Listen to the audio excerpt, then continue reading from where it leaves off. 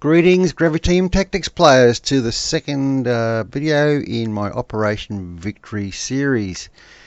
In the last video I played on normal difficulty and medium size.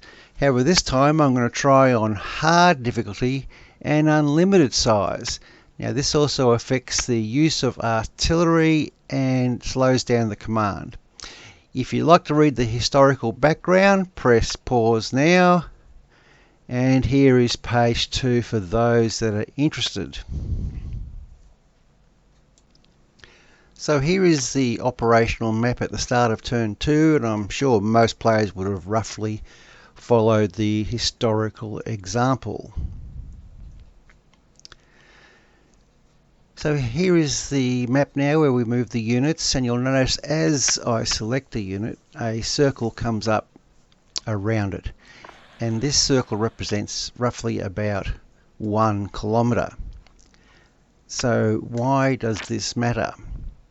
Well, let's have a look at the rule. I'm currently playing in indirect control, but let's just review the direct control. And note that it says, can attack at long range. In this case, they can move 2 squares or 2 kilometres. In this situation, the defender has an advantage in forces, and attack from 1 square distance, 1 kilometre, is available to any attacking unit, and the attacker has an advantage in forces. Now in indirect control it goes on to talk about being ambushed, moving more than 1 square. Being ambushed would be when you're in march mode. When you move more than 1 square and get into a battle, that's in attack mode. And moved and were attacked but did not attack themselves, that's obviously march mode as well. It then goes on to talk about the formation that your forces will appear in, but it does not mention the advantages and disadvantages that occur because of these factors. Now I'm going to go out on a limb here and say that there probably are advantages and disadvantages as mentioned in direct control for indirect control. One just seems to follow the other, but I'll put that out there for your thoughts. So here are some of the moves I've made for turn 2. Some of them include long movement, i.e. more than 1 kilometre. So anyway, something to be aware of and note in your own games. So here is the battle map for today. We're attacking from the north to Haddam Hamoudi, the bridgehead that's mentioned in the battle briefing. I'd just like to say, with those factors I just discussed regarding indirect and direct mode of movement, also how you arrive on the battlefield could also depend on the condition of the units in the first instance, like are they fatigued, have they suffered battle damage. So obviously your results will vary, so you need to take some of those factors into account as well. I won't go into too much detail here. In the deployment you all sort of basically probably know how that works for now. So let's zoom forward to the commencement of hostilities. As usual, I send out the infantry on reconnaissance patrols, and this time I had a volunteer from my truck driver to see if he could attract some Iraqi attention as well.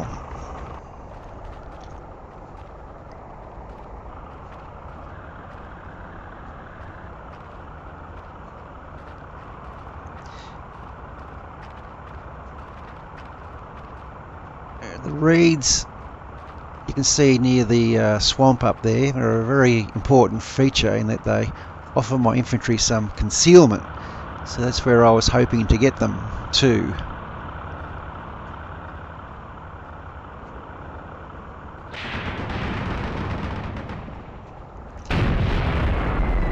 Whoops, the driver decides to bail out. Probably a good decision.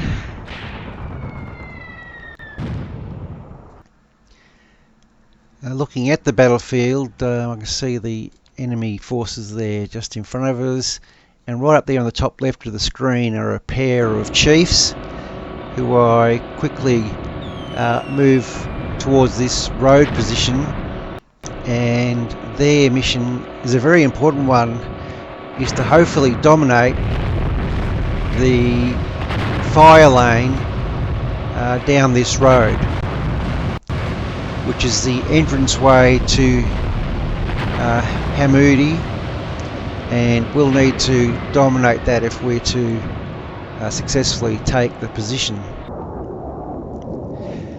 With our jets overhead harassing the enemy and our smoke going in, I thought it was a good time to get the infantry off being concealed so that they're crawling, and try and get them quickly up into this position behind these reeds. It was sort of the right idea, but the smoke corridor was not accurately placed. As you'll see, the Iraqis had a very nice fire lane between where the reeds are and where my smoke battery was. And unfortunately, my mechanised infantry, who I thought I hid down the back here, were directly in line. So rapidly I lost my mechanised infantry M113 support. So that was a real miss. You can sort of see, looking at the map there, the smoke and the end of those reeds. And that's where I should have put that smoke battery, and this situation wouldn't have occurred. You can see all my units over this side are just directly in this fire lane and getting totally smashed up.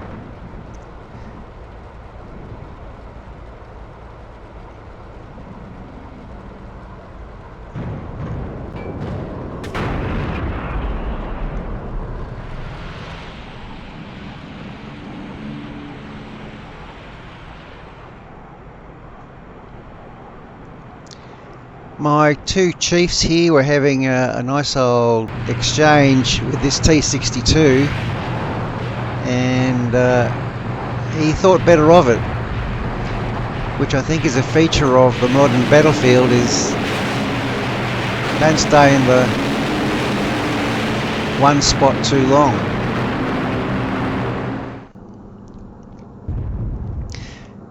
So this is the view from my two chiefs overlooking the road, and it's the gap between these two sets of reeds, if you like, which is the mission I've given these two guys, is to try and dominate that area.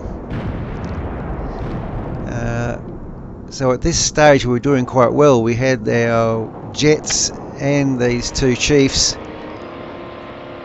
were really dominating this part of the battlefield.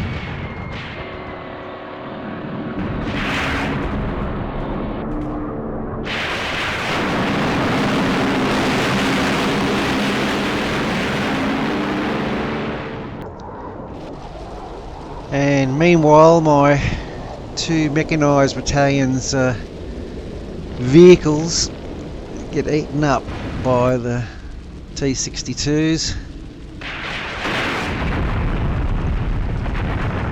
On the hard level, there's far more artillery from the opposition, and although I haven't shown it so far, I was doing a fair bit of artillery work in the background.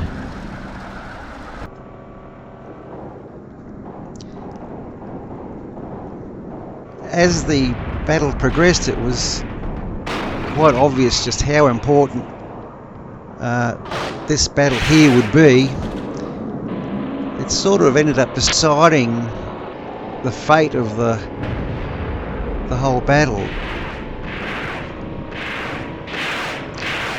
At this stage I was starting to get all very fancy and hedgehog my chiefs down this road, So one stays still in defensive fire while the other one moves.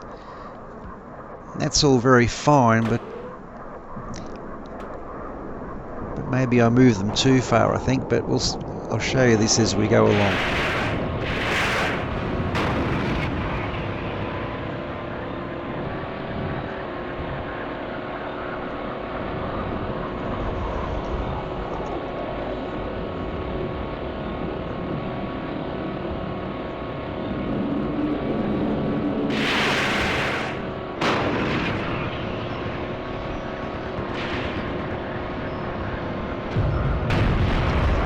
Wow, in this case I thought I'd lost that chief.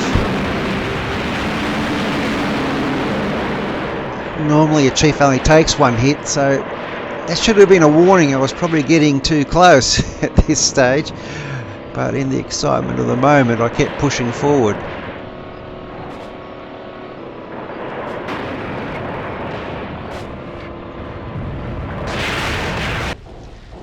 The view here shows the infantry trying to move up.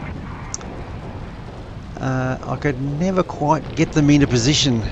I got some of them up there, but not enough to be significant. I think if I got that smoke battery early in the right position, I should have risked having the mounted infantry loaded up and run them up to, behind that reed area and unload them. And then I would have been in a great position, but I'm usually very cautious with my mounted infantry and unload them in the deployment stage. But in retrospect, if I placed that smoke battery correctly, it could have been a much quicker result here. As it was, the infantry did do some very good work, and I think it highlights the fact that while the chiefs were doing fantastic, they really do need support from the infantry and your mortars and that sort of thing.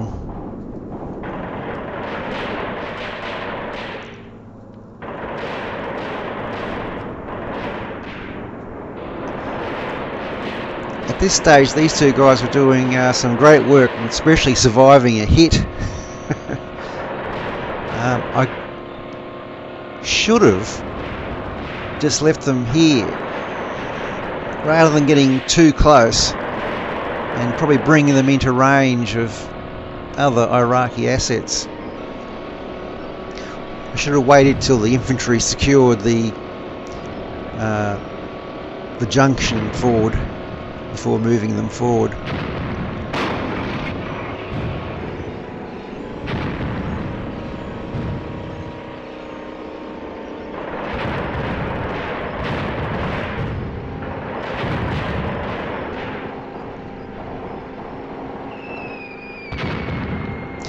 That's some of the artillery I put in to support the move towards this junction in the road.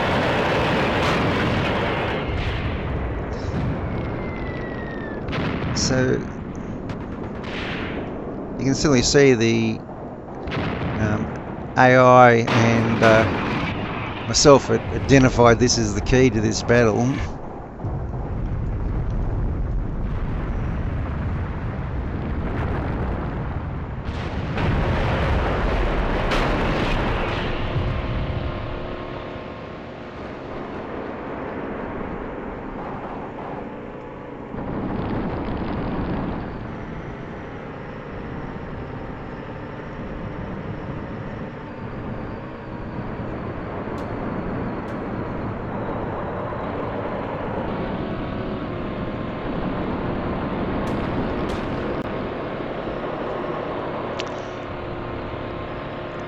I think with this guy I'm making the mistake of just getting my chiefs in too close a range to the bad guys without having enough infantry support forward.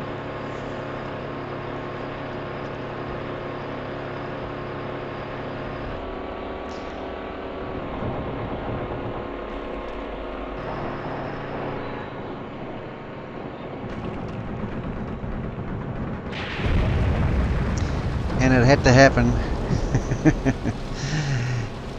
It just kept pushing forward, and they just start getting in range of other assets.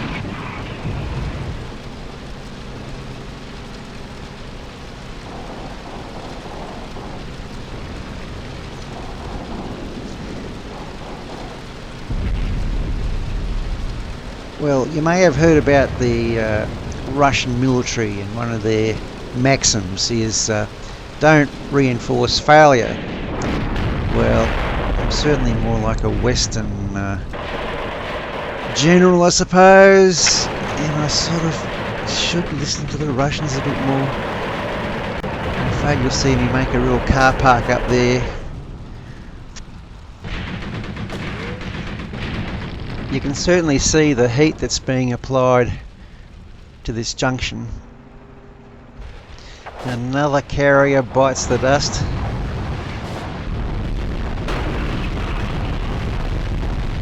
But at least the crew still managed to get out of that. Not sure how, but they managed to survive that little adventure.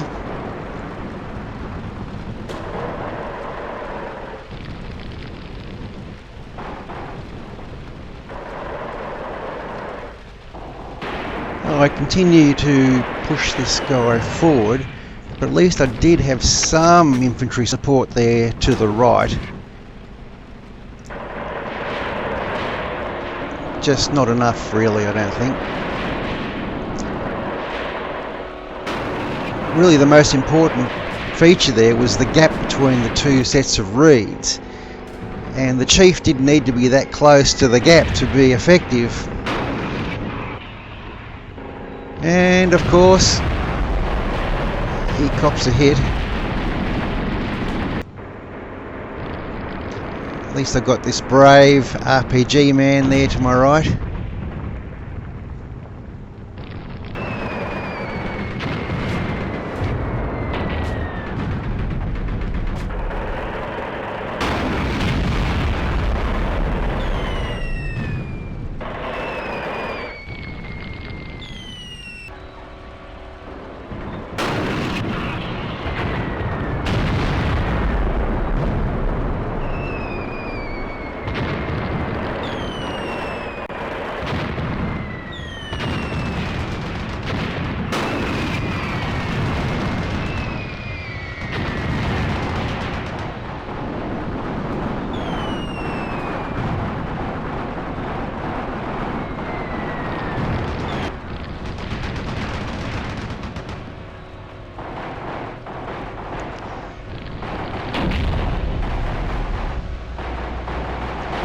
Not sure what happened there, but it's a small miracle these two guys survived.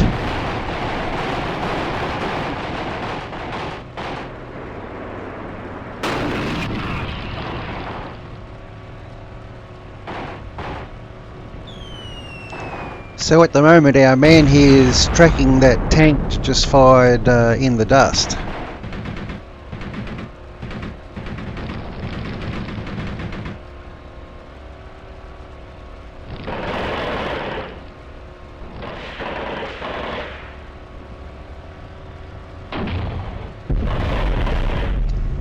Nice shooting, that man.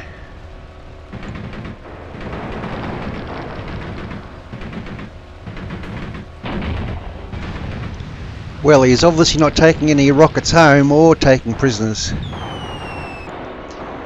Meanwhile, the tank to the left of our RPG man reverses out of the battle with a damaged gun, I think it is.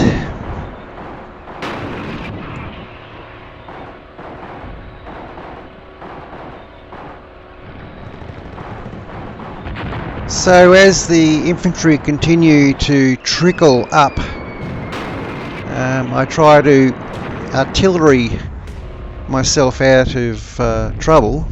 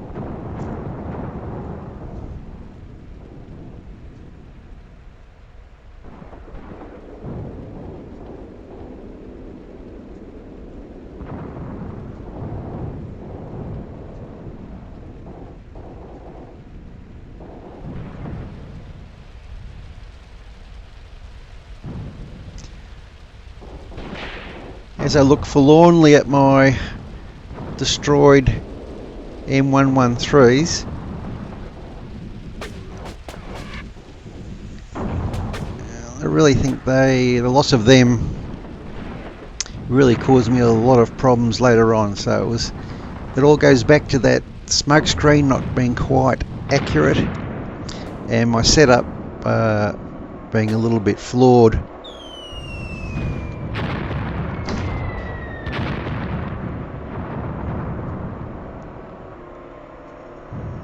So I continue to push the Chiefs up into this car park.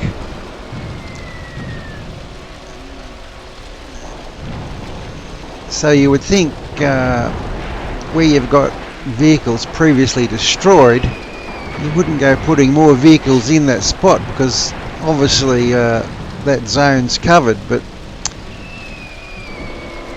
that's what I continue to do.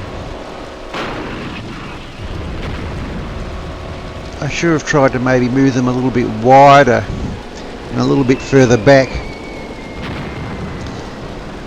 But anyway, I insisted on trying to force my way through this little pocket here.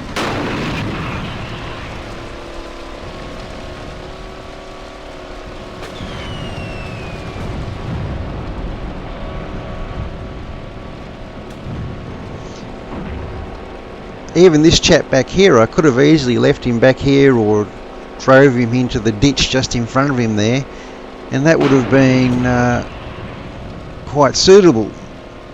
Great shot there, by the way.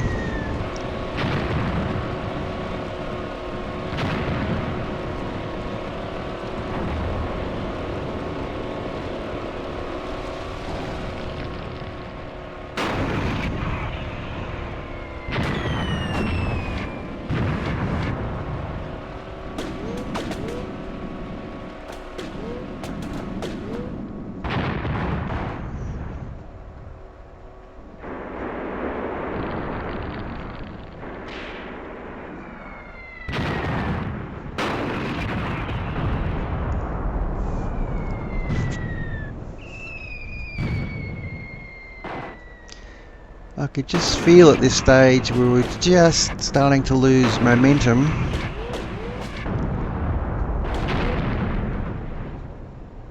And the battle had now gone back into more of a stalemate situation. They'd thrown their best shot at me and hadn't been able to totally push me away, but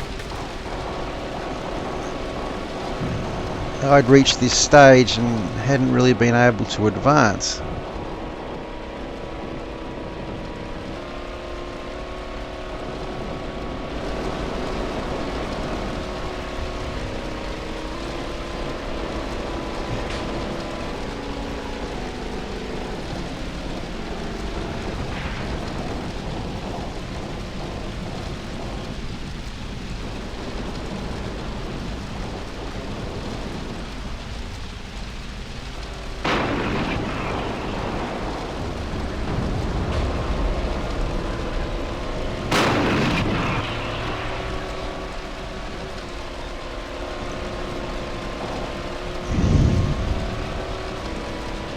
So the old when in doubt, push the armour forward.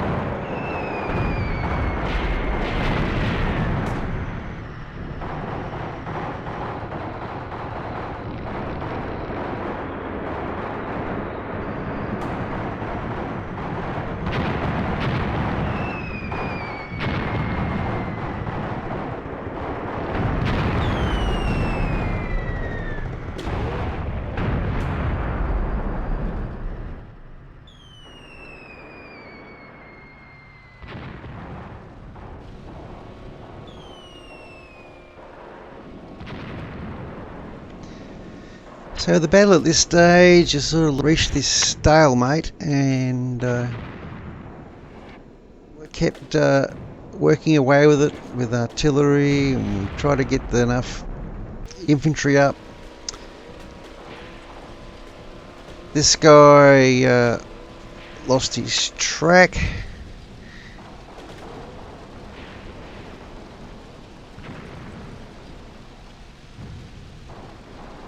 And was abandoned. My other chief, he'd also lost his track, so with the loss of the chieftains, my main penetration into the Iraqi position was also lost. The mortars by themselves just weren't going to do it.